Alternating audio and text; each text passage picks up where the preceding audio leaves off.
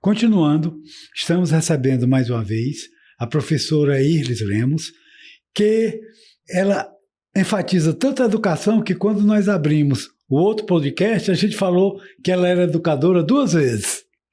Mas aí eu vou só repetir para não falar educadora 2 vezes.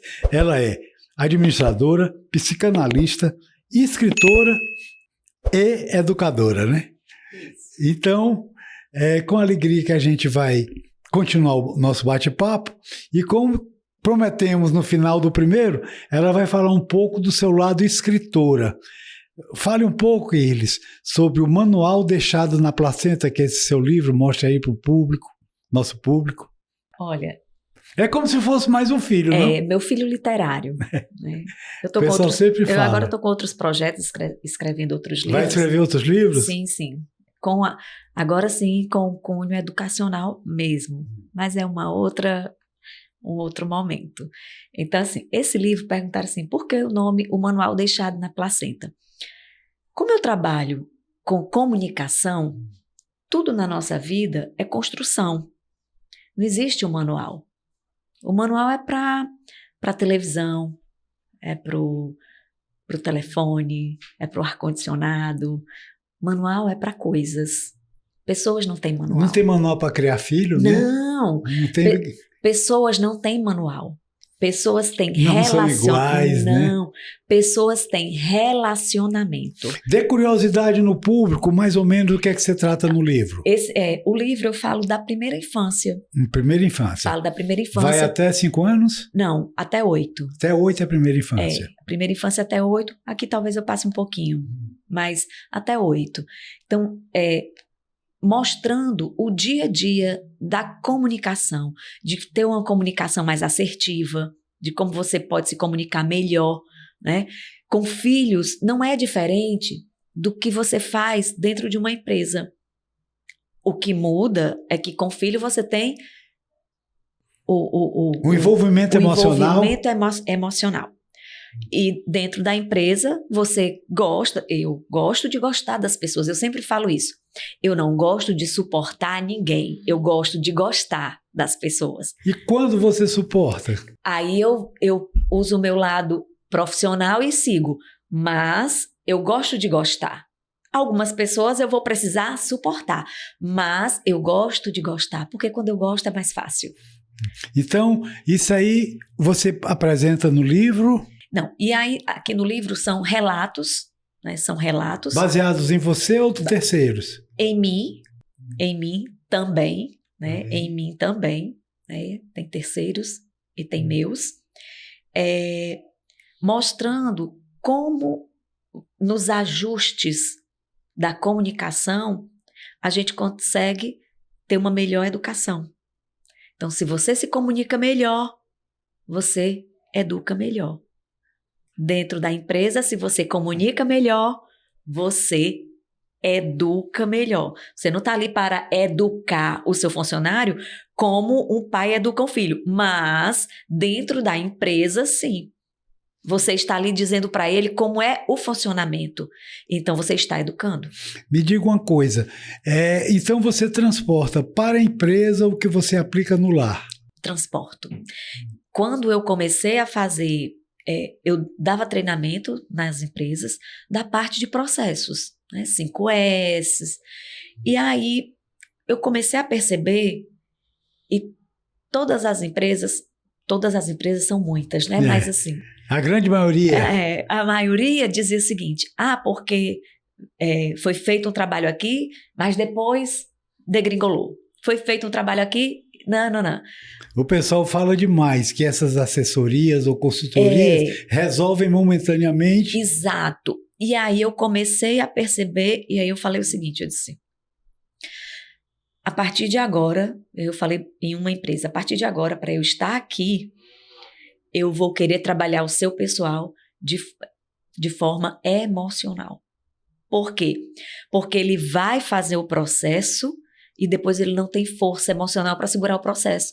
Por menor que seja. Às vezes até passar um documento para o setor vizinho. Ele não passa porque está chateado, ele não passa porque o outro setor que ele é cliente, não passou para ele o relatório, e aí ele desconta se eu posso esperar, o outro pode esperar. Ou seja, não é porque ele não sabe, é porque emocionalmente ele está desgastado, emocionalmente ele é imaturo, e ele vai trazendo para o profissional as suas imaturidades. E isso atrapalha o processo total. Todo o processo. Você imagine que um frentista vai atender alguém e ele saiu lá da loja de conveniência, a mocinha da loja de conveniência falou algo que ele não gostou. E aí ele agride o consumidor. Agride o consumidor. O consumidor, olha, você pode fazer isso aqui? Ele, posso não. Aí é eles que a gente deve entender o quanto o frentista, o atendente deve ser preparado emocionalmente, sim, né? Sim. E o dono também, né? Se o dono não estiver preparado, tudo que você faz em qualquer empresa vai por água abaixo. Em alguma esfera, ou em alguma escala, vai por água abaixo. Se você fala de uma empresa muito grande, onde tem, assim, trocentos gerentes, né? É uma empresa que tem 6, 8 diretores, tem 15, 20 gerentes, o dono pode até ser meio destrambelhado. Porque os outros seguram, mas uma empresa menor... E a maioria dos postos são empresas pequenas, a maioria, grande maioria. Exatamente. Às vezes o dono do posto, ele tem outras empresas, mas o posto... E quando for rede de postos, o gerente tem que exercer a função do dono, Tem né? que exercer. Aí o gerente... É bom, interessante isso. O gerente, ele já fica numa posição de que ele é que tem que... Se o dono... É uma rede, né? Uma rede, o cara tem 15, 16 postos. Então... Quem está como dono é o gerente. É o gerente. Mas aí, se o dono for aquele que quer que todo mundo faça direito e ele não, que ele não quer fazer um treinamento, ele não quer observar seus pontos fracos, ele não quer melhorar e ele não quer intensificar os seus pontos fortes, aí o gerente precisa fazer. Porque o dono não desce, o dono vai até o gerente e o gerente precisa segurar. Então, esse dono ele tem que ter muito bem preparado, a gente tem que convencer como sindicato a que os donos deixem de ser explosivos e entendam que o ensinamento é muito importante. Exatamente. Ele precisa entender. Porque ele tem que ir para a placenta, então. Tem que ir para a placenta. Porque assim, ele tem que entender, muitos donos de postos, às vezes, são herdeiros. O pai começou com o posto só com aquela bombinha, com aquela cobertinha em 1900 e bolinha. Muitas vezes ele era o próprio frentista. Exatamente, às vezes ele era o próprio frentista. E ele via o pai, aquela coisa do jeito que podia ser na época. Né? Porque não adianta a gente querer falar mal do que foi. A gente entende que... Cada época é um momento. E cada pessoa, cada momento, ele teve a sua condição para existir. Então, a gente... é porque o meu pai faz... Seu pai. Você tem que ser melhor do que seu pai. E tem que se adaptar à realidade atual também. A realidade... E nós, filhos, nossos pais viveram uma experiência que eles nos dá respaldo para sermos melhores. Então, nós vamos... quando nasce um filho, o pai já vem com uma bagagem. E esse filho, ele pega essa bagagem desse pai. Então, ele tem a obrigação de ser melhor. Não é porque o seu pai lhe deixou um posto, não é porque seu pai começou com aquela bomba e que ele podia até xingar que você hoje vai fazer a mesma coisa. Não, você precisa entender que você é maior, você é menor do que seu pai, mas você é melhor porque você tem condições melhores para que você possa ter o seu posto como referência e não mais aquele posto quando começou que era o que tinha. E aí, muitas vezes, esse herdeiro, ele já vai ter 3, 4, 5 postos. Já não vai estar só com um. Exatamente. E antes, você tinha um posto, daqui que você encontrasse outro, agora é um posto cada esquina. É verdade. Então, você tem que ter esse cuidado. A concorrência tem que... A concorrência. E como os preços são muito parecidos, né? É. São muito o que parecidos. vale é o atendimento, né?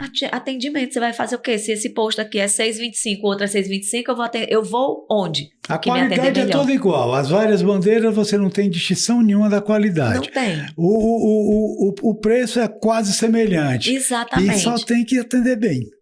E o diferencial é o atendimento. Eu tenho uma palestra chamada Lixo Emocional. Lixo emocional.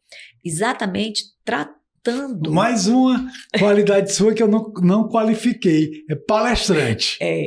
Então, para que você possa enxergar lixo emocional. O seu lixo emocional. E quando eu enxergo o meu lixo emocional, eu enxergo o lixo emocional do outro. E eu vou me policiar para eu não colocar o meu lixo emocional no outro e nem receber do outro, que é muito importante. Eu não posso receber o lixo emocional do outro. O seu lixo fica com você, o meu fica comigo. Então, isso é... E no dia a dia. E aí você pode perguntar, ei, Irlis, é simples isso? Claro que não. Eu não estou falando de simplicidade. Eu estou falando do que é saudável. E necessário. Não é só saudável, não. É também necessário. Saudável e necessário. Então, eu não estou falando de algo que você vai... Não, eu vou fazer porque... Não, você vai fazer porque é saudável e é necessário.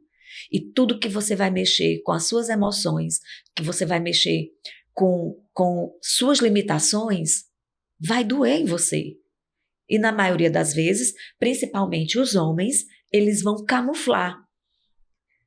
Eu vou ganhar dinheiro, deixa isso para lá. Aí você perde um cliente nessa. Então, na realidade, o nosso público está tendo a oportunidade de entender a importância do lado emocional no atendimento em qualquer comércio. Qualquer comércio. Nós estamos chegando ao final e eu queria que você deixasse uma mensagem tanto para o nosso frentista quanto para o nosso proprietário de posto e para a comunidade cearense, nesse lado emocional que tanto te empolga. E ao mesmo tempo faz o teu merchandising. Tu vai mostrar como te achar. Tá. Eu realmente amo trabalhar com a parte emocional e comportamental. E hoje eu digo para qualquer pessoa, seja você dono de posto, frentista, você que está nos ouvindo, né, que agora tem Spotify, vai sair no Spotify, eu adorei isso. Ela está dando spoiler, Já né? dei spoiler, desculpa, não aguentei. Mas você que está nos vendo... É o postcast que vai ter no Spotify. No Spotify, exatamente. Então você que está nos ouvindo, nos vendo, entenda suas emoções. Porque quando você está bem com você, quando você se entende, você está mais propenso a ver o outro, a entender o outro, tá? Então, não existe essa de que você vai fazer o que da melhor forma, vou fazer de qualquer jeito. Não, ninguém faz nada de qualquer jeito. Nós fazemos tudo de acordo com o que nós conseguimos fazer. Então, traga para você, saiba que você é bom, saiba que você tem o que ensinar, saiba que você precisa aprender também, saiba que quem para o carro no posto, às vezes precisa só do seu bom dia, do seu sorriso, para se sentir abraçado, para se sentir querido. Às vezes ele está num dia bem desafiante. E você que chega no posto, entenda também que o frentista também às vezes tem um dia que não está lá. E ele essas é um coisas ser humano todas. Também. Exatamente. Então é uma troca.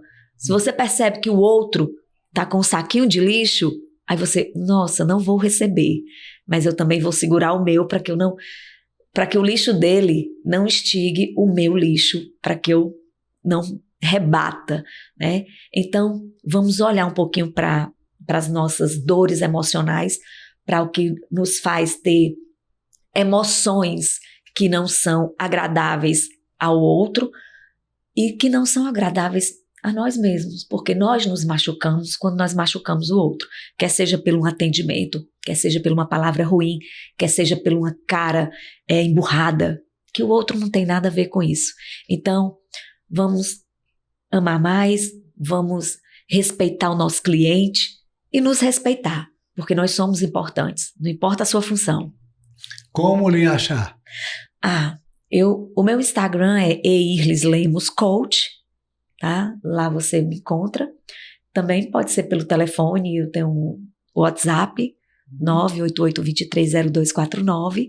Você me encontra. Para terminar, lhe agradecer essa verdadeira aula que você nos deu e ainda dizer o seguinte, 2 qualificações que a gente esqueceu. Você segue literalmente a cultura judaico-cristã, sabendo que Cristo é o centro das nossas vidas e é uma pessoa conservadora, que entende que os mesmos princípios dos nossos pais e avós são os nossos. Exato. Eu quero só falar só uma coisa, não é porque nós seguimos princípios dos nossos pais que nós ficamos para trás.